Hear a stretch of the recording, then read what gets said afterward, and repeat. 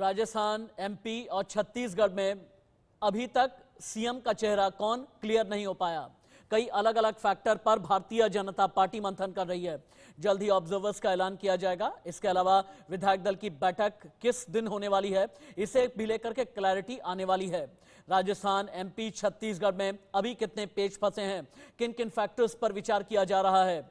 Young generation को अगर मौका मिलेगा तो ऐसे में क्या माना जाए कि वसुंधरा, शिवराज सिंह चौहान, डॉक्टर रमन सिंह का 3 राज्यों से सीएम के तौर पर नाम अब बहुत पीछे हो गया है। तो नाम जो आगे चल रहे हैं, दिल्ली से जो पर्ची जाने वाली है, इसे लेकर के आगे मैं बड़ी बहस करने वाला हूं। लेकिन उससे पहले केंद्रीय मंत्री ज्योतिरादित्य सिंधिया की प्रेस कॉन्फ्रेंस है, लाइव लिए चलते हैं। और इसके पीछे भी कई कारण हैं, 4 या 5 मुख्य कारण हैं। पहला कारण है कि सरकार का ही अधोसंरचना में निवेश की कोई विशेष ध्यान, आकर्षण या क्षमता ही नहीं रही।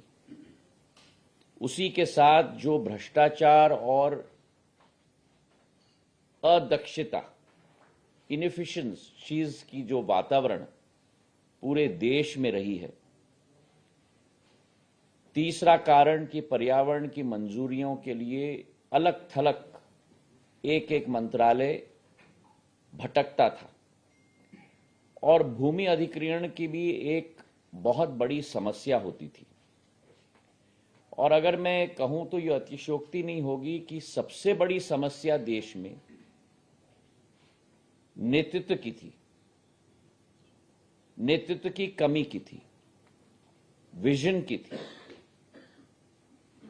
और इसी को एक नए रूप में और नया लक्ष्य, नया दक्ष और नया संकल्प धारण करके 2014 में लाल किले से प्रधानमंत्री जी ने घोषणा की थी कि भारत के विकास का नया अध्याय अधोसंरचना में ध्यान देकर और उसे पूर्ण फोकस बना करके ही हमें आगे बढ़ना होगा।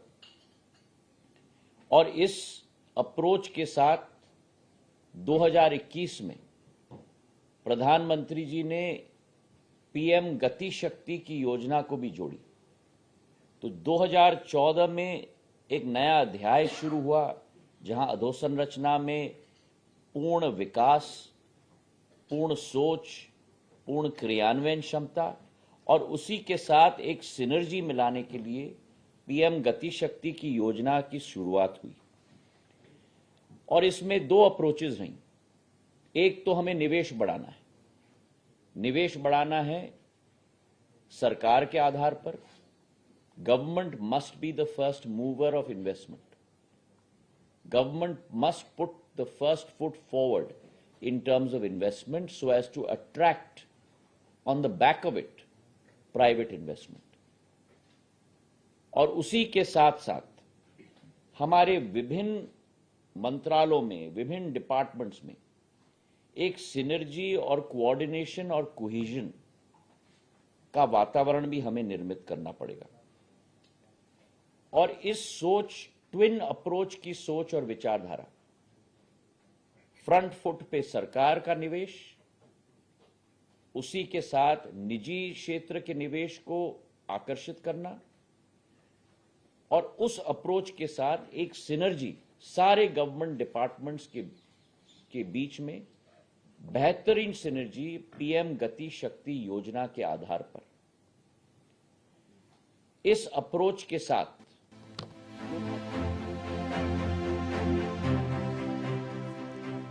सीएम का फेस और दिल्ली तक की रेस है। ये रेस जयपुर से भी है, भोपाल से भी है और छत्तीसगढ़ की राजधानी रायपुर से भी है। लेकिन बड़ा सवाल ये कि 3 राज्यों में आखिरकार सीएम के चेहरे को लेकर पेच कहां पर फंसा हुआ है, किन किन नामों पर विचार किया जा रहा है, कौन कौन से फैक्टर्स हैं जो आला कमान के दिमाग में अभी हैं। 2024 का विनिंग फैक्टर यकीनन होगा, महिला फैक्टर जरूर होगा, ओबीसी वोट बैंक, एक बहुत बड़ा ओबीसी वोट बैंक 3 राज्यों एमपी, राजस्थान और छत्तीसगढ़ में भारतीय जनता पार्टी के पास में आया है। तो यकीनन ओबीसी और आदिवासी चेहरे पर भी बहुत प्रायोरिटी यानी प्राथमिकता दी जाएगी। बिग ब्रेकिंग से मैं कर लेता हूं शुरुआत।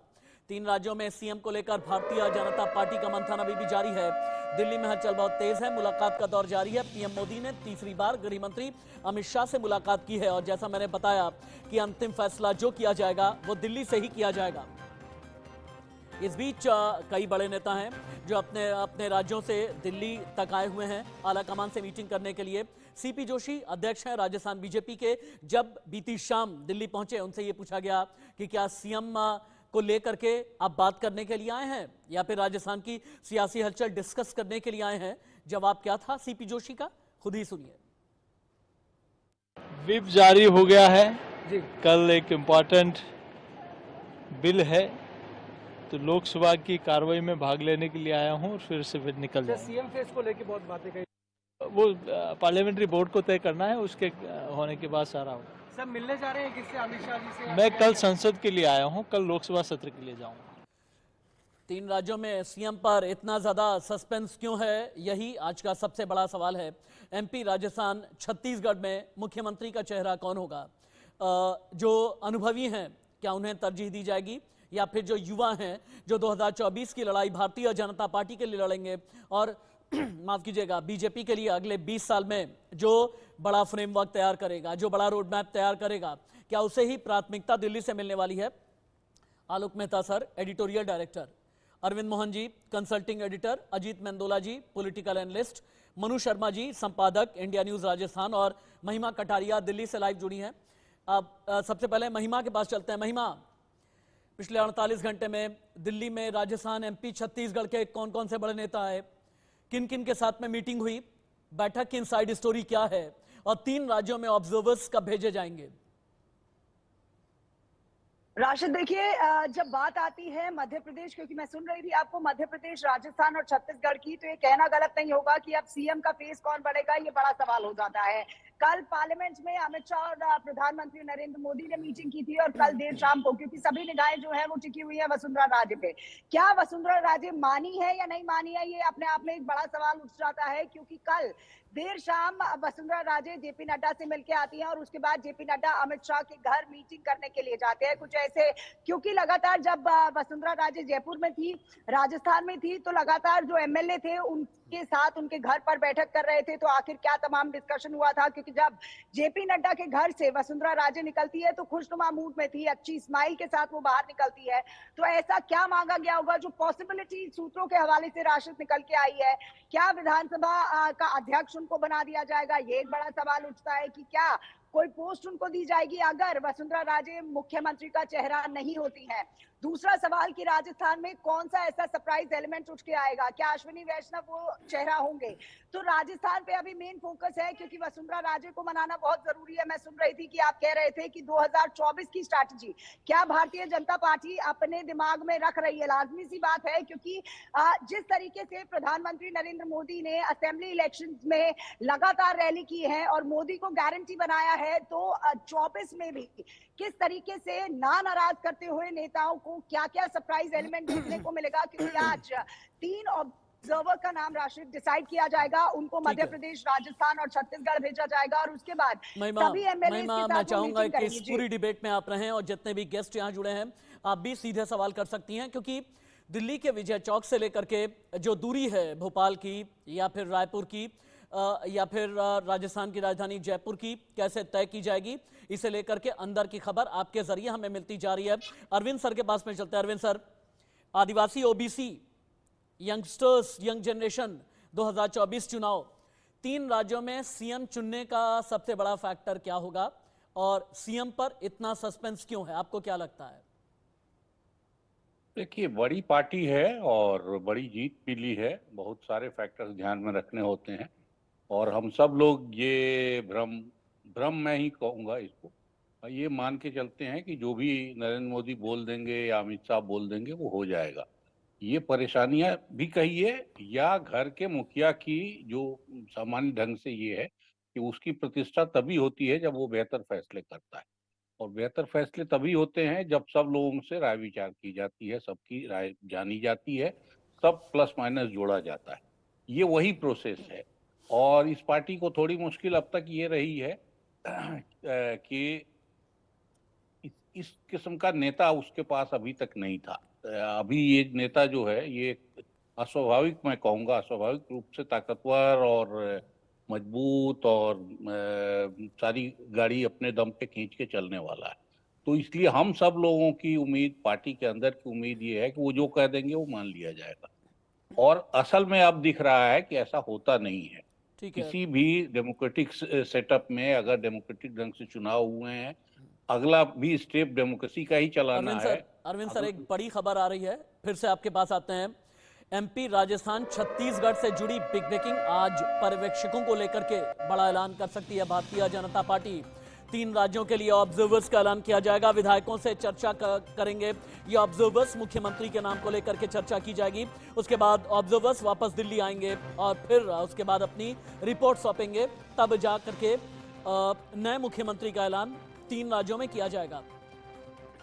मनु शर्मा जी, राजस्थान में अभी तक रेस में वसुंधरा, बाबा बालकनाथ, गजेंद्र सिंह शेखावत, दिया कुमारी, अश्विनी वैष्णव का नाम चल रहा है, लेकिन राजस्थान में अलग अलग फैक्टर काम कर रहे हैं। ये कहा जा रहा है कि राजस्थान में जाट और राजपूत की नाराजगी से बचने के लिए ब्राह्मण या फिर ओबीसी पर दांव लगाया जा सकता है। क्या ऐसा है?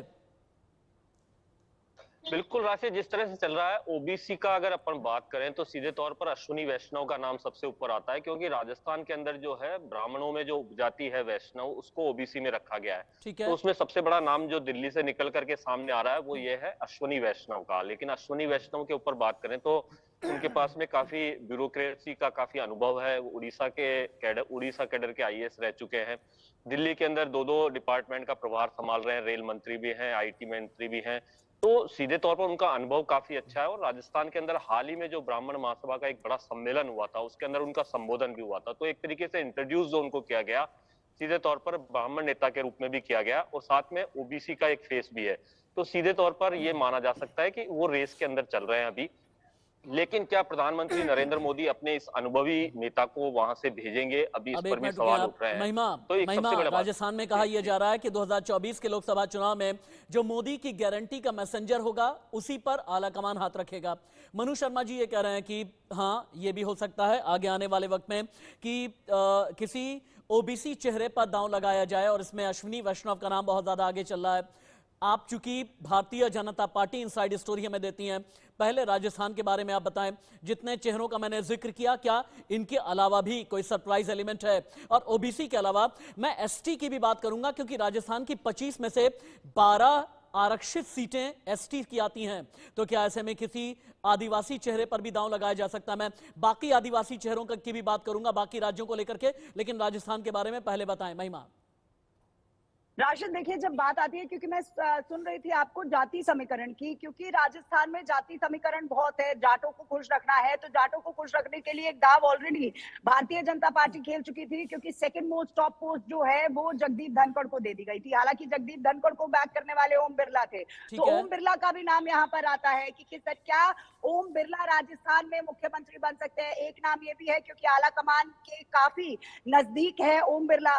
दूसरा अश्विनी वैष्णव, क्योंकि मैं सुन रही थी मनु जी जिस तरीके से बता रहे थे कि अश्विनी वैष्णव एक नाम निकल के सामने आता है। अब आपने बात की ओबीसी की, तो ये भी देखना होगा कि क्या राजस्थान में ओबीसी लाएगी, या मध्य प्रदेश में ओबीसी लाएगी, या छत्तीसगढ़ में एसटी लाएगी। तो ये तमाम, क्योंकि तीनों चीजें हैं, बैलेंस करके किस तरीके से राष्ट्रीय भारतीय जनता पार्टी चलेगी। 1 मिनट का बस वक्त आप दें। और जैसा मैंने कहा कि इस पूरी डिबेट में आपका रहना बेहद जरूरी है।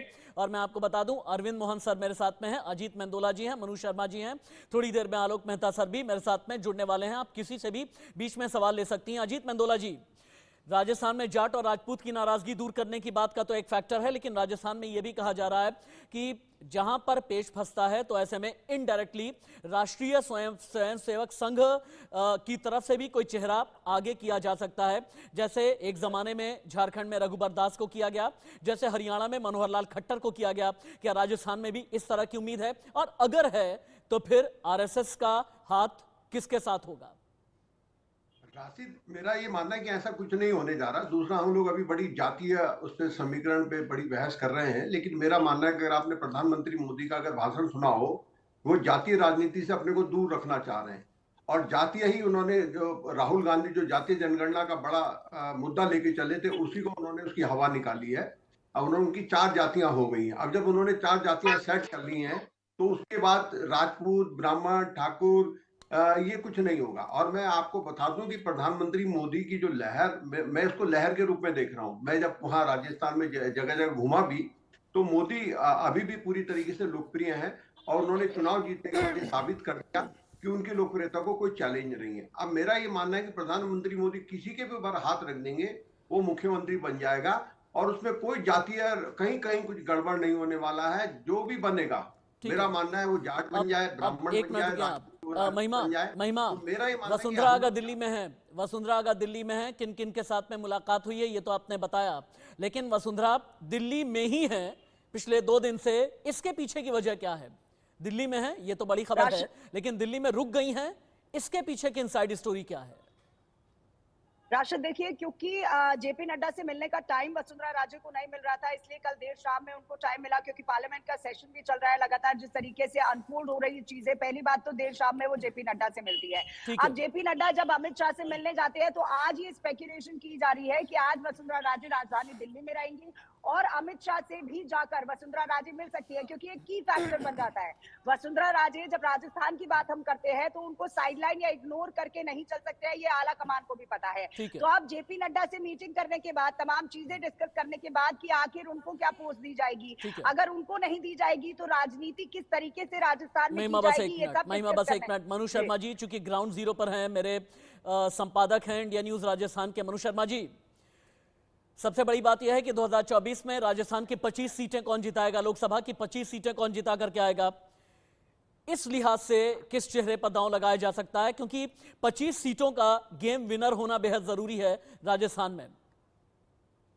देखिए राशिद, जैसे जिस तरीके से विधानसभा चुनाव में केवल एक ही बात रखी गई थी कि कमल निशान रहेगा, प्रधानमंत्री मोदी का निशान रहेगा। अभी अजीत मेंदोला जी भी कह रहे थे। तो राजस्थान के अंदर जिस तरह की लहर है, पिछली बार भी देखी गई थी, जिसके अंदर चाहे विधानसभा में कांग्रेस जीत गई हो, लेकिन लोकसभा के अंदर पूरी की पूरी 25 सीटें सीधे तौर पर प्रधानमंत्री नरेंद्र मोदी के नाम पर ही भारतीय जनता पार्टी को मिली थी। एक सीट जो है, जो हनुमान बेनीवाल ने जीती थी, वो भी केवल बीजेपी के सहयोग से जीती थी। तो इस बार भी ऐसा कुछ नहीं है, यानी सीधे तौर पर अगर देखा जाए मनु जी, एक मिनट के लिए रोक सकता हूं आपको? इस बीच राजस्थान में रिजॉर्ट पॉलिटिक्स भी शुरू हो गई है।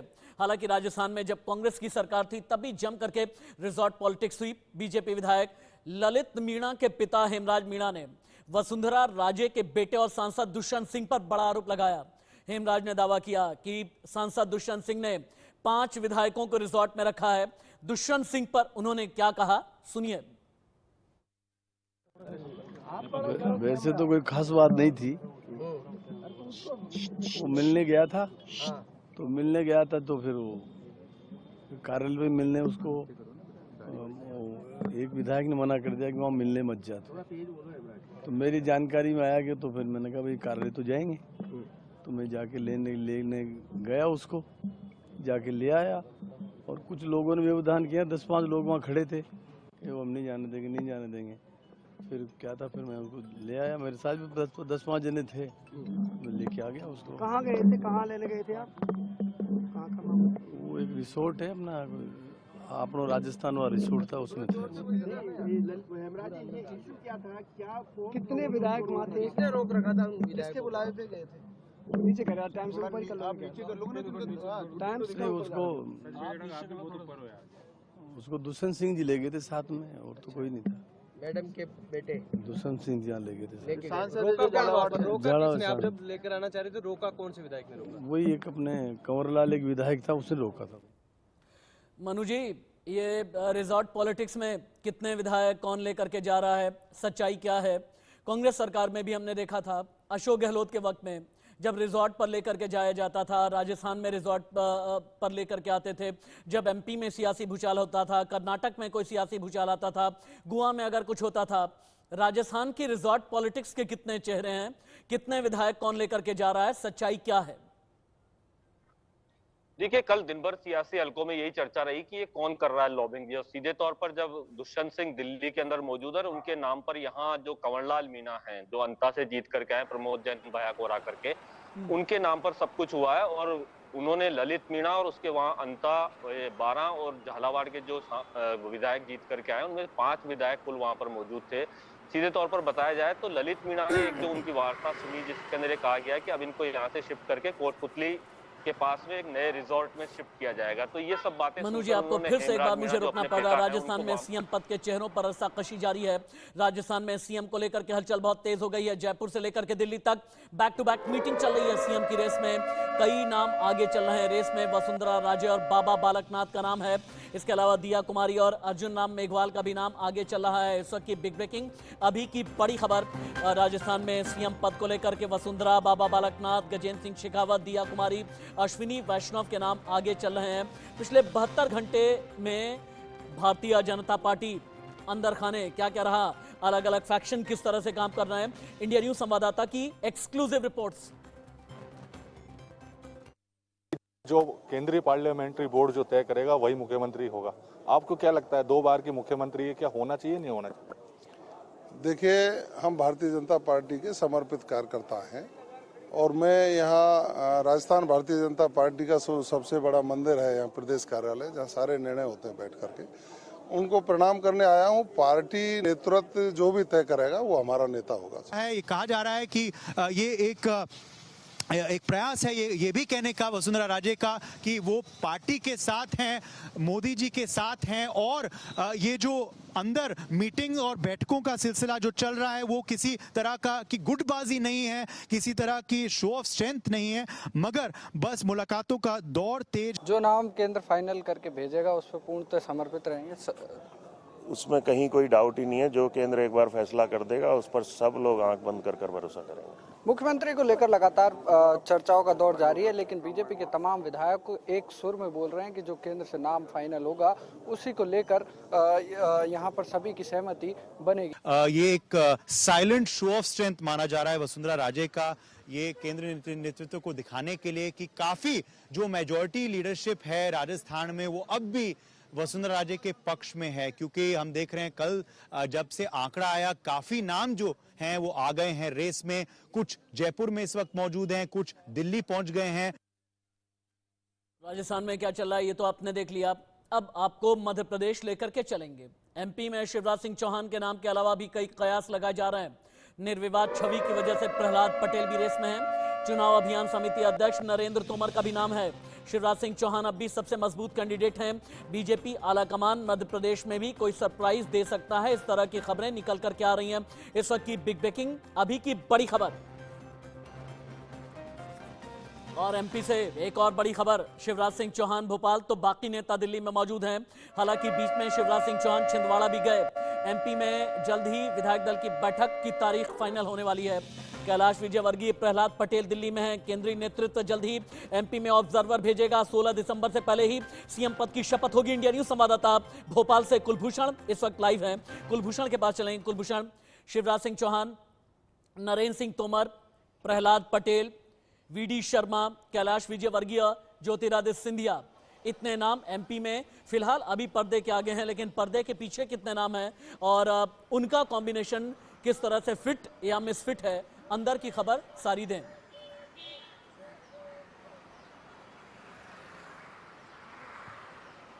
कुलभूषण, आप सुन पा रहे हैं मुझे?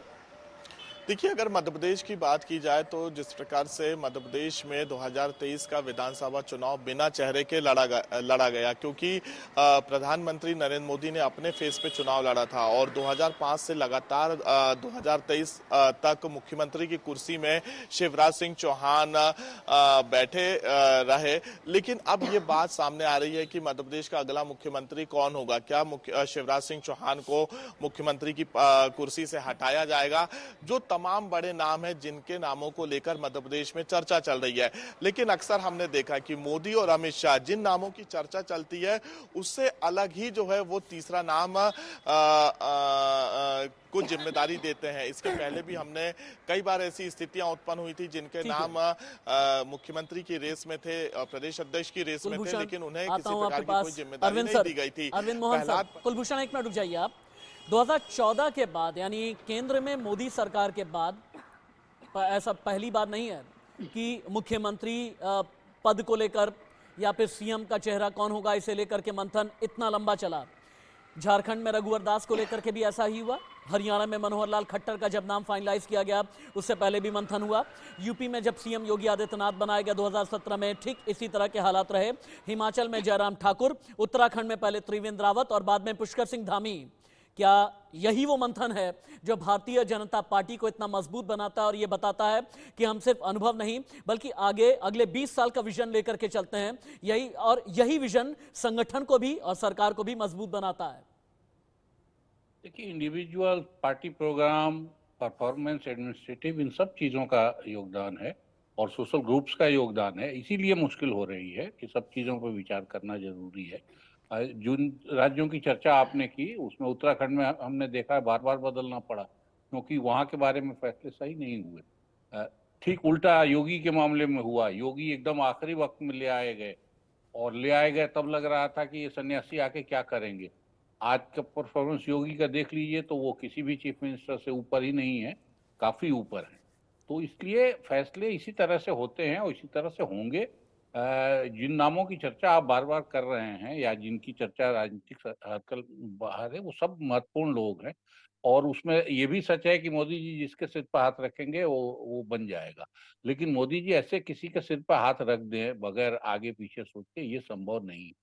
मध्य प्रदेश को लेके जो बातें चल रही हैं उसमें शिवराज का परफॉर्मेंस अपनी जगह है, लेकिन शिवराज को लेके नाराजगी भी बहुत थी, खास तौर से उनके इकबाल, मैं कहूँगा उनके शासन का इकबाल धीरे धीरे ब्यूरोक्रेसी में और बाकी दुनिया में कम हो रहा था। उसको लेके फिर करप्शन एडमिनिस्ट्रेशन का उनके खिलाफ काफी एक बड़ा इशू बन गया था। तो खास तौर से व्यापारी वर्ग इसको लेके बहुत परेशान था क्योंकि सामान्य कामकाज वहाँ सामान्य हिसाब में नहीं चल रहा था। तो ये बदलाव एक जरूरत है। एक नाम जो मुझे कल से कई हाथों से सुनाई दे रहा है कि शायद ज्योतिरादित्य को भी कर दिया जाए, उससे राजस्थान मध्य प्रदेश एक साथ सज जाएंगे क्योंकि सिंधिया परिवार का अगर कोई आया तो ऐसा है क्या महिमा जो अरविंद मोहन सर कह रहे हैं कि ज्योतिरादित्य सिंधिया के नाम के साथ में दो राज्य एक साथ में साधे जाएंगे? हो सकता है एमपी में चेहरे के तौर पर, सीएम फेस के तौर पर ज्योतिरादित्य सिंधिया को सीएम बना दिया जाए। हालांकि भारतीय जनता पार्टी की जो परंपरा रही है वो ये रही है कि बाहर से लाए गए किसी नेता को पहले तो कम से कम एक दशक तक या आधे दशक तक 5-6 साल तक परखा जाता है। उसके बाद फिर हेमंत विश्व शर्मा बने हैं, इस तरह से कोई। अच्छा, ठीक है सर, ठीक है सर। महिमा, जो अरविंद सर कह रहे हैं क्या ये बात आप भी एंडोर्स करती हैं कि एमपी में ज्योतिरादित्य सिंधिया के नाम पर भी विचार चल रहा है? राशिद, देखिए अगर अंदर के सूत्रों की बात माने तो ये स्पेकुलेशंस जो है ये कम है। ज्योतिरादित्य सिंधिया का नाम जो है वो कम है क्योंकि बहुत ज्यादा अगर आप देखेंगे ग्वालियर चंबल में तो ज्योतिरादित्य सिंधिया के आने से नो प्रॉफिट नो लॉस वाली सिचुएशन है। अगर आने से कोई नुकसान नहीं हुआ तो बहुत ज्यादा बेनिफिट्स भी नहीं हुआ है। जब बात आती है मध्य प्रदेश की तो वहां पर नाम मेरे को थोड़ा डाउटफुल लग रहा है कि ज्योतिरादित्य सिंधिया का नाम आएगा। साथ ही साथ शिवराज सिंह चौहान को रिटेन करने की बात यहाँ पर चल रही है। क्यों इस पर जोर दिया जा रहा है? क्योंकि जिस तरीके से कैंपेनिंग हुई थी, जिस तरीके से, हालांकि नरेंद्र सिंह तोमर का नाम भी यहाँ पर चल रहा है राशिद, क्योंकि वरिष्ठ नेता है, लीडरशिप काफी बड़ी है, स्टैचर काफी बड़ा है, जो लोग हैं या बाकी के जो नेता हैं उनके अंडर काम करने से एमपी में न जाने क्यों मैं एक नाम नहीं भूल पाता अजीत मेंदोला जी, एक नाम मेरे जहन से कभी भी नहीं निकलता और वो नाम है प्रहलाद पटेल का। इसके पीछे वजह यह है कि उनका बैकअप जो है राष्ट्रीय स्वयंसेवक संघ का भी है। उनके लिहाज से ओबीसी वोट बैंक भी काम करता है और ओबीसी वोट जबरदस्त तरीके से 3 राज्यों में हिंदी बेल्ट में भारतीय जनता पार्टी को मिला। ओबीसी वोट बैंक के लिए आपको याद होगा जातिगत जनगणना का दांव खेला गया, लेकिन कांग्रेस के लिए उल्टा पड़ गया।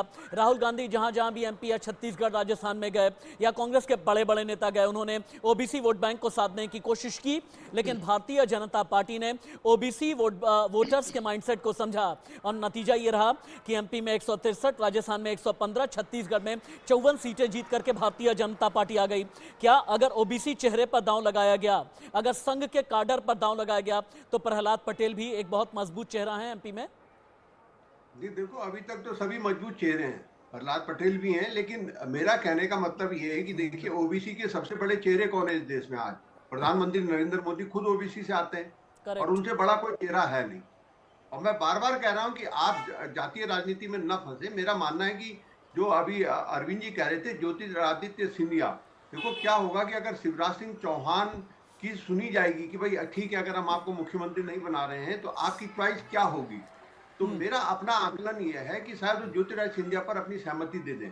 और पिछले दिनों कल एक खबर ये भी आई थी कि ज्योतिरादित्य सिंधिया जेपी नड्डा से मिलेंगे, उनको शायद बुलाया भी गया था, लेकिन ऐन वक्त पर उनको शायद नहीं, फिर कैंसिल कर दिया गया। उनकी तरफ से तैयारी थी जेपी नड्डा से मिलने की, जो जानकारी मेरे पास है। अब क्या होगा क्या नहीं होगा, अब कुछ भी हो सकता है, क्योंकि प्रधानमंत्री नरेंद्र मोदी अभी जान चुके हैं कि भाई अब मेरे चेहरे पे ही विधानसभा का चुनाव होगा और लोकसभा का चुनाव होगा। वो किसी को भी बनाए, मैं अभी भी कह रहा हूँ इस बात को कि आप किसी को भी बना दीजिए। अरविंद सर, अजीत मेंदोला जी कह रहे हैं कि जाति को बहुत ज्यादा दिमाग में लेकर के ना चला जाए, यानी कास्ट इक्वेशन बहुत ज्यादा ये एक फैक्टर के तौर पर काम नहीं करेगा। दलित ना देखें, ओबीसी ना देखें, जिसके भी कंधे पर, जिसके भी सिर पर प्रधानमंत्री नरेंद्र मोदी हाथ रख देंगे, बस ये आप समझ लें कि वो मैन ऑफ मिडास टच बन जाएगा। क्या वाकई में जाति को इतना पीछे रख करके हिंदी बेल्ट में, राजस्थान में, एमपी में, छत्तीसगढ़ में आप सोच सकते हैं अरविंद सर? नहीं, मुझे नहीं लगता। और ओबीसी कार्ड अभी आप उसको पंचर मत मानिए, पंचर हुआ है विधानसभा चुनाव में, लेकिन ओबीसी कार्ड लोकसभा चुनाव में फिर चला जाएगा और वो शोर उसका मचेगा, नए तरह से मचेगा। उत्तर प्रदेश बिहार में जब फोकस जाएगा तो फिर उसका एक जोर बढ़ेगा, दक्षिण से भी उसका जोर बढ़ेगा, तो इसलिए उसको खत्म मत अरविंद सर, मैं ओबीसी के साथ साथ आदिवासी पर भी आपसे बात करना चाह रहा था। एमपी में एसटी बेल्ट में, शेड्यूल्ड ट्राइब बेल्ट में 24 सीटें बीजेपी को मिली। छत्तीसगढ़ में शेड्यूल्ड ट्राइब बेल्ट में 29 में से 17 सीटें मिली। राजस्थान की 25 में से 12 एसटी आरक्षित सीट भारतीय जनता पार्टी ने जीती। तो आदिवासी चेहरे के दांव को लेकर के आप क्या कहेंगे? नहीं, दोनों चीजें हैं। देखिए, खाली आदिवासी नहीं, महिला मैं कहूँगा, महिला और आदिवासी दो ब्लॉक ऐसे हैं जो इस चुनाव में बहुत स्ट्रांगली बीजेपी के लिए गए हैं और दोनों ने बीजेपी की जीत में बड़ी भूमिका निभाई है। वसुंधरा को पसंद नापसंद करने का या उनके बारे में फैसला सख्त लेने में एक ये फैक्टर रहेगा कि एक मजबूत औरत अगर आपके पास लीडर है तो उसको दरकिनार किया जाए। और यही चीजें मैं छत्तीसगढ़ के मामले में मानता हूँ कि रेणुका सिंह या लता उसेंडी जैसे अब तक के अनजान नाम, हमारे दिल्ली के लिए तो अनजान नाम है, इनके पक्ष में जाती है ये दोनों चीजें। तो इसलिए ओबीसी, आदिवासी, महिला ये फैक्टर हाल के दिनों में, ये फैक्टर हाल के कई विधानसभा चुनावों में हमने देखा, जैसा अरविंद सर भी कह रहे हैं, महिलाओं को लेकर के मैं बल्कि बात करना चाहता था महिमा, कि देश की आधी आबादी जब वोट करने के लिए निकलती है तो अब आज की तारीख में अपने विवेक का इस्तेमाल करती है। एक ज़माने में कन्वेंशनल तरीक़े से ये कहा जाता था कि अगर महिला वोट देने के लिए घर की दहलीज पार करती है तो वोट वहीं पर देगी जहां पर उनके घर के कोई पुरुष सदस्य बताएंगे कि यहां पर जाकर के आप वोट दे दें। लेकिन अब चूंकि कई सेंट्रल फ्लैगशिप स्कीम है, इसके अलावा जहां पर डबल इंजन सरकार रही एमपी में, वहां पर महिलाओं के लिए कई फ्लैगशिप स्कीम्स की घोषणा की गई, मैनिफेस्टो में महिलाओं को बहुत ज़्यादा तरजीह दी गई। तो फिर जिन 3 राज्यों की हम बात कर रहे हैं वहां पर महिलाओं को लेकर के क्या सोचा जा रहा है, महिला सीएम फेस को लेकर के क्या सोचा जा रहा है? देखिए राशिद, बहुत अच्छा सवाल किया आपने कि आखिर महिला फैक्टर किस तरीके से निकल के आया है इन असेंबली इलेक्शन में। क्योंकि अगर हम बात करते हैं मध्य प्रदेश की, तो शिवराज सिंह चौहान, क्योंकि आप योजनाओं की बात कर रहे थे, तो लाडली बहना योजना पहली बात हो गई बहुत बढ़ चढ़ के। क्योंकि प्रिमिटिव आपने बोला कि पहले ऐसे होता था कि महिलाएं जो हैं वो नहीं वोट दे पाती थी या वहीं वोट देती थी जहां घर का मेल वोट देता था। लेकिन इस बार इलेक्शन में ये कंप्लीटली ऑपोजिट प्रूव हो गया। हालांकि असेंबली इलेक्शन से पहले राशिद, आपको याद होगा, जब स्पेशल सेशन बुलाया गया था और डिबेट की गई थी रिजर्वेशन पे, यानी वुमेन रिजर्वेशन पे, तो क्लियर माइंडसेट था भारतीय जनता पार्टी का कि इस बार, क्योंकि अगर आप देखेंगे 1962 से लेके अब तक जो वुमेन वोटर्स जो है, जो उनका परसेंटाइल है वो बड़ा है, यानी खाली 48% तो वुमेन वोटर्स है। तो किस तरीके से महिलाओं को आगे बढ़ाया जाए, उनको एम्पावर किया जाए, चाहे वो G20 हो, तमाम चीजें हो, सब में महिलाओं को आगे रखा गया था। और जब अब असेंबली इलेक्शन की बात आई, क्योंकि मध्य प्रदेश है, मध्य प्रदेश में रूरल और अर्बन एरिया में काफी टसल चल रही थी। क्योंकि आपने बढ़िया सवाल किया था और बताया भी था कि पहले जिस तरीके से प्रिमिटिव होता था, महिलाएं पुरुषों के साथ वोट करती थी, लेकिन अब जो जिस तरीके का रिजल्ट निकल के राशिद सामने आया है, तो महिलाओं ने बढ़ चढ़ के वोट दिया, ये कहना गलत नहीं होगा। राजस्थान की मैं एक पॉइंट और ऐड करना चाहूंगी। पॉलिटिक्स में एक बात कही जाती है कि असली स्ट्रॉन्ग पॉलिटिकल पोस्चरिंग किसी पार्टी की वहां पर होती है जहां पर 4 शब्दों का ध्यान रखा जाए। 2 शब्द होते हैं, करंट स्ट्रेंथ और दो शब्द होते हैं डिजायर्ड स्ट्रेंथ। आपको क्या लगता है, ज्यादा तरजीह करंट स्ट्रेंथ को मिलेगी या ज्यादा तरजीह डिजायर्ड स्ट्रेंथ को मिलेगी? क्योंकि जब आप डिजायर्ड स्ट्रेंथ पे डिजायर्ड ताकत की तरफ जाते हैं ना, तो आप अगले 20 साल का विजन देखते हैं। देखो, अभी हम ये कह रहे हैं कि अभी किसी को किसको मिलेगी किसको नहीं मिलेगी कह पाना बड़ा मुश्किल है, लेकिन प्रधानमंत्री नरेंद्र मोदी जिस तरह की राजनीति करते हैं वो केवल 5 साल की राजनीति सोचकर नहीं करते हैं। उनका एक लंबा विजन है कि भाई हम जब जहां भी सत्ता में आए वहां पर हमको लगातार राज करना है। वो एक अपवाद है हिमाचल प्रदेश, जहां पर कि उनकी सरकार चली गई, लेकिन अब उसके बाद हिमाचल के हार के बाद कर्नाटक में भी 10 साल हो सॉरी आपको बीच में रोकना पड़ा। मुझे ऐसा लगता है कुलभूषण के पास में कैलाश विजयवर्गीय को लेकर के कुछ खबरें हैं। कैलाश विजयवर्गीय, कुलभूषण इंदौर 1 विधानसभा सीट से चुनाव लड़ा उन्होंने। शुरू में ये कहा गया कि बहुत ज्यादा इंटरेस्ट उन्हें विधानसभा चुनाव लड़ने में था नहीं, हालांकि पिछले कई सालों में कैलाश विजयवर्गीय को अलग अलग पोस्ट दी गई। उन्हें लेकर के एमपी के अंदर हलचल क्या है?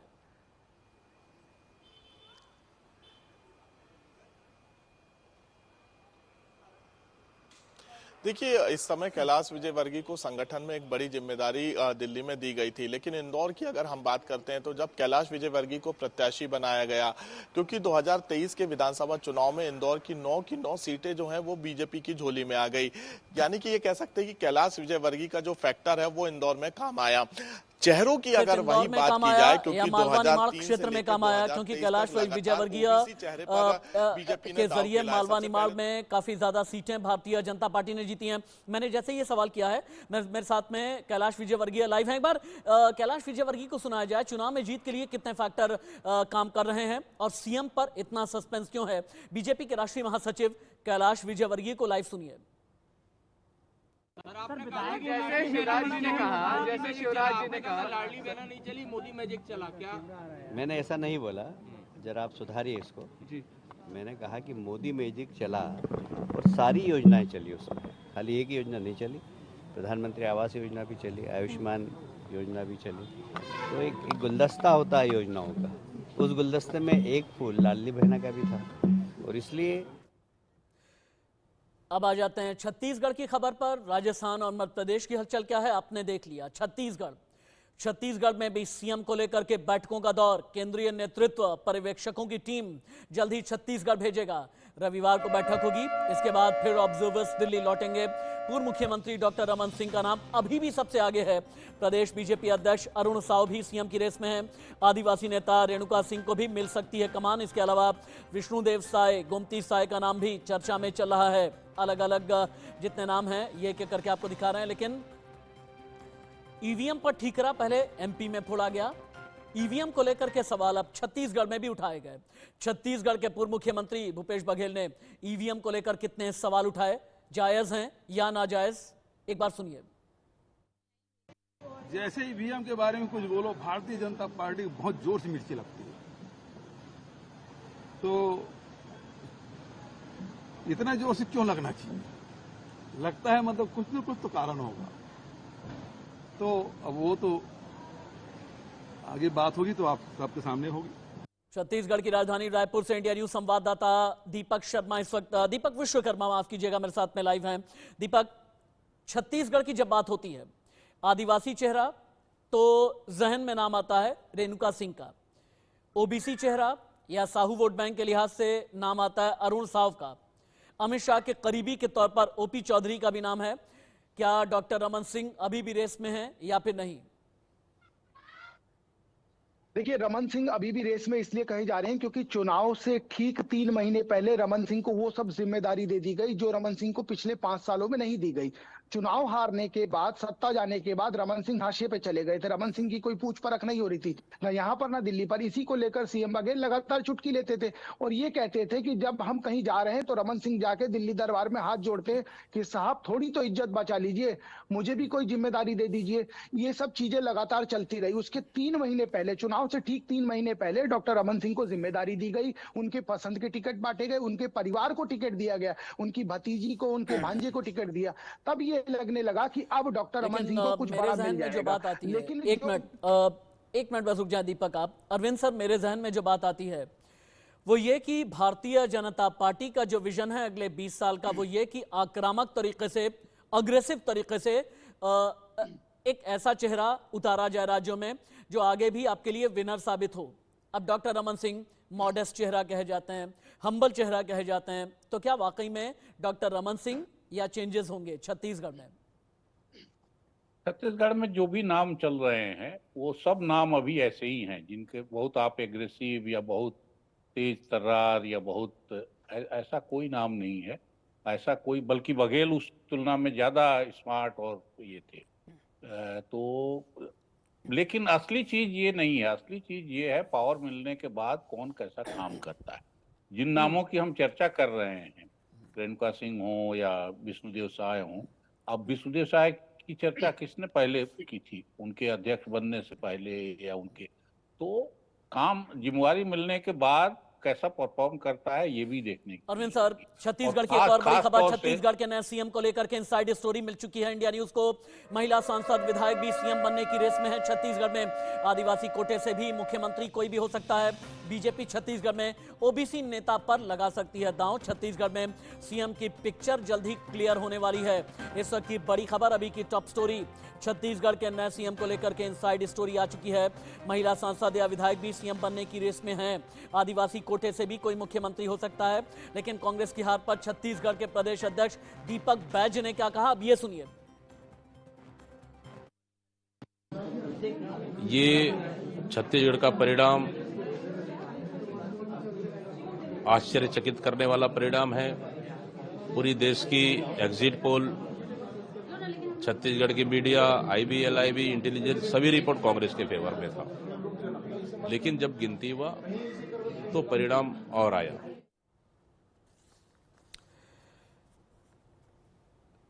कांग्रेस का रिएक्शन क्या है? सीएम पद को लेकर के जो सस्पेंस है, अलग अलग जगह से हम वो भी सुना रहे हैं। एक बार महिमा के पास में चलते हैं। महिमा, 2014 में भारतीय जनता पार्टी 7 राज्यों में थी, 25% आबादी पर बीजेपी की सत्ता थी। 2018 जो भारतीय जनता पार्टी का अब तक का बेस्ट फेस कहा जाता है, 21 राज्यों में सरकार, 71% आबादी पर शासन। 2023 में अब 3 राज्यों में चुनावी जीत के बाद, बड़ी जीत के बाद 16 राज्यों में शासन। इस लिहाज से विजन क्या बनाया जा रहा है दिल्ली में? देखिए राशिद, क्योंकि विजन की आप बात कर रहे हैं, जिस तरीके से असेंबली इलेक्शन एक सरप्राइज के साथ निकल के सामने आए थे, जहां पर ये कहना गलत नहीं होगा, रणनीति से रण, ये हमने सबने देखा, क्योंकि मैं शब्दों का प्रयोग करना आपसे सीख रही हूं। तो रण से रणनीति या रणनीति से रन का जो पूरा एक पिक्चर है, हमने देखी कि किस तरीके से इस बार एमपीज को उतारा गया था, किस तरीके से मिनिस्टर्स को रण में उतारा गया था।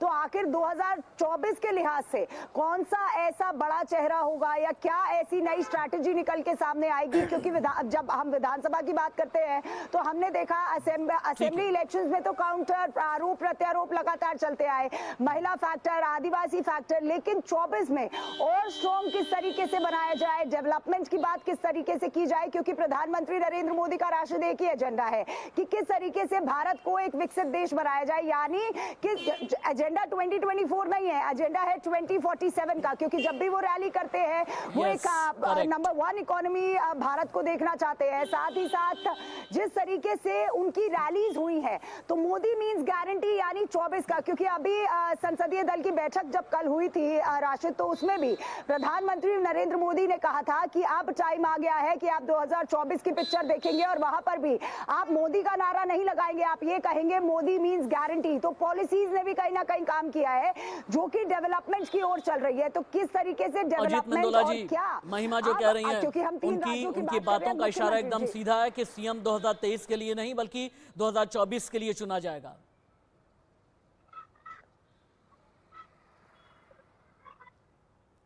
अजीत मंदोला जी, सुन पा रहे हैं आप मुझे? जी सुन पा रहा हूं, बताएं। महिमा ये कह रही हैं कि सीएम मान करके आप चलें कि 2023 नहीं 2024 के लिए चुना जाएगा और हर एक फैक्टर पर ध्यान रखा जाएगा। 2024 में जो विनर होगा, 2024 में जो किंग बनाएगा, जो किंग मेकर बनाएगा, और उस पर ही हाथ रखा जाएगा। इस लिहाज से एक बार क्विक रैपअप में, चूंकि अब मैं ये प्रोग्राम खत्म करने वाला हूं, राजस्थान, एमपी और छत्तीसगढ़ को लेकर के आपका ओपिनियन क्या है, एक बार बता दें। नहीं, बिल्कुल, देखो ये तो होता ही है कि एक चेहरा इस तरह से बनाया जाता है कि जो जिसको सब साथ, जिसके साथ सब जुड़े और अब बड़ा लक्ष्य तो प्रधानमंत्री मोदी के पास 2024 ही है, और 2024 की मतलब एक हैट्रिक तीसरी बार जीतेंगे बीजेपी, और ये कांग्रेस का एक तरीके से कांग्रेस को साइड कर देंगे पूरी तरीके से 24 जीतने के बाद, मेरा ऐसा अनुमान है। और जो अब अयोध्या का जो जिस हिसाब से मामला चल रहा है राम मंदिर का 22 जनवरी के बाद, तो कोई भी मुद्दा विपक्ष के पास नहीं होगा अयोध्या के सामने, और अगर उसमें कोई भी विपक्ष कुछ भी बोलेगा राम मंदिर के मामले में, किसी भी मामले में, तो उल्टा पड़ सकता है। तो प्रधानमंत्री मोदी बहुत क्लियर हैं कि अब 24 का जो चुनाव है वो उन्हीं की गारंटी पे लड़ा जाएगा, उन्हीं के मुद्दे मेंदोला जी, अरविंद मोहन सर, मनु शर्मा जी, महिमा Kataria, thank you so much. इसके अलावा छत्तीसगढ़ की राजधानी रायपुर से दीपक विश्वकर्मा मेरे साथ में थे, बहुत बहुत धन्यवाद। राजस्थान, एमपी और छत्तीसगढ़ में कौन बनेगा मुख्यमंत्री, कब पर्दा हटेगा, इतना सस्पेंस क्यों है, ऑब्जर्वर कब भेजे जाएंगे, विधायक दल की बैठक कब होने वाली है, इसके अलावा किन किन फैक्टर पर ध्यान रखा जा रहा है, दिल्ली से लेकर के जयपुर, भोपाल, रायपुर तक की हर एक खबर, इनसाइड स्टोरी सिर्फ इंडिया न्यूज पर